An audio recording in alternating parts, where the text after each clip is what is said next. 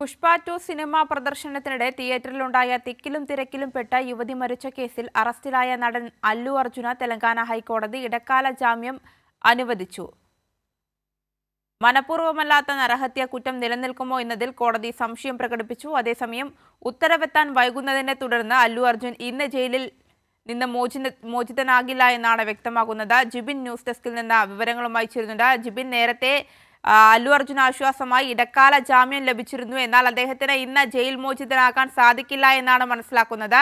മറ്റു വിവരങ്ങൾ? തീർച്ചയായും തന്നെ ആര്യ, അല്ലു അർജുന് തെലങ്കാന ഹൈക്കോടതി ജാമ്യം അനുവദിച്ചതിനെ തുടർന്ന് അദ്ദേഹത്തിൻ്റെ ജാമ്യ ഉത്തരവ്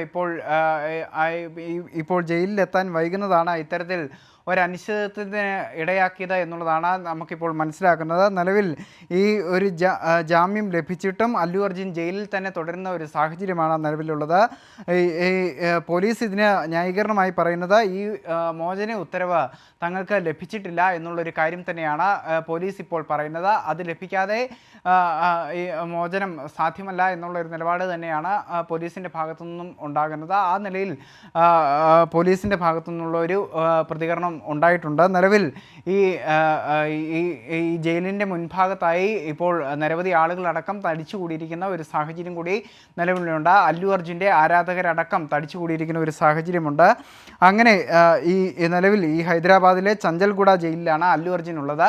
അതുകൊണ്ട് തന്നെ ഇന്ന് മോചന ഉത്തരവ് ലഭിക്കില്ല എന്നുള്ളതാണ് ഇപ്പോൾ ലഭ്യമാകുന്ന വിവരം. അങ്ങനെയെങ്കിൽ നാളെ പുലർച്ചെ മാത്രമേ അല്ലു അർജുൻ്റെ മോചനം സാധ്യമാകൂ എന്നുള്ളതാണ് ഇപ്പോൾ പുറത്തു വരുന്ന വിവരങ്ങൾ അനുസരിച്ചുകൊണ്ട് നമുക്ക് മനസ്സിലാക്കാൻ സാധിക്കുന്നത്. അങ്ങനെയെങ്കിൽ അല്ലു അർജുൻ ഇന്ന് രാത്രി ജയിലിൽ തന്നെ തുടരും എന്നുള്ളതാണ് നമുക്ക് മനസ്സിലാക്കാൻ സാധിക്കുന്നത്. ആര്യ, ശരി.